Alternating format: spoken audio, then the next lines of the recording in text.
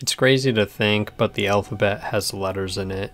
A as in ass, B as in donkey. No one actually knows how the hell to speak any of the languages that use a Latin alphabet. Everyone's just Asian. But here you go, top 5 games that start with the letter S, cause why not?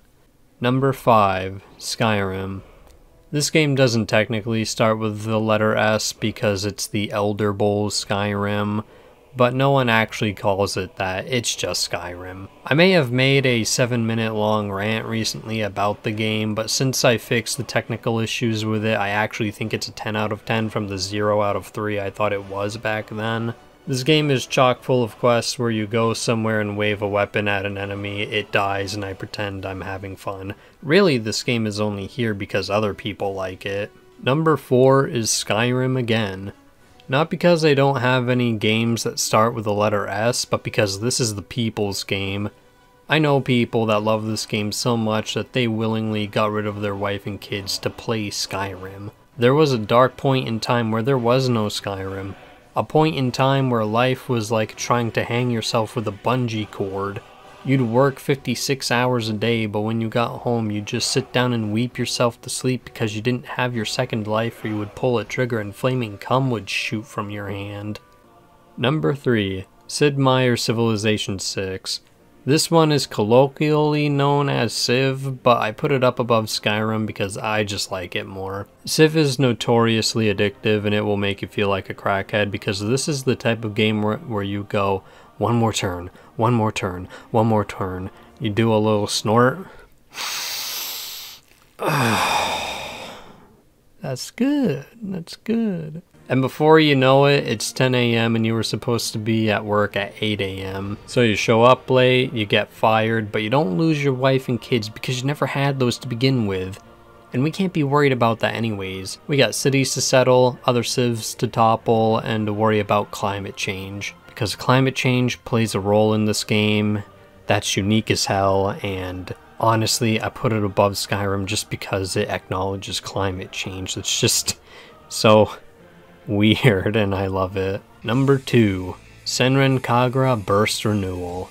If you don't know what this game is, then consider yourself blessed by the tears of Christ up until this point, because this game will send you straight to hell. Senran Kagura is a guilty pleasure in the form of a game. It's infamous for its fan service. It's about ninja girls that go to rival ninja schools to do ninja things, and although it looks like a creepy anime game, its combat is actually fun and satisfying, and I hate to admit it, but it kind of brings the hype, like, all the time. And for what the game is, its story is surprisingly good. That doesn't mean that it's actually good in reality, just for the type of game. It's good, it's passable. It's a weird game, but it's unashamed of itself, but you should be ashamed of yourself when you play it, because I mean, just look at it.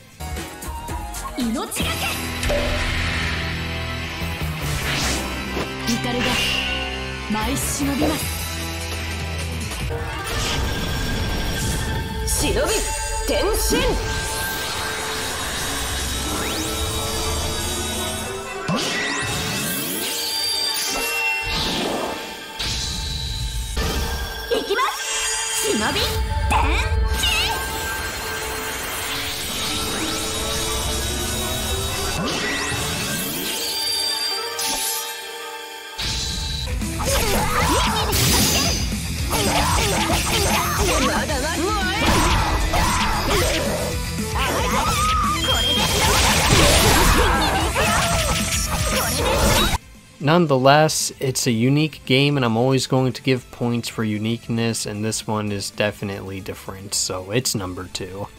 Number 1, Sekiro Shadows Die Twice. This is unironically one of my favorite games of all time.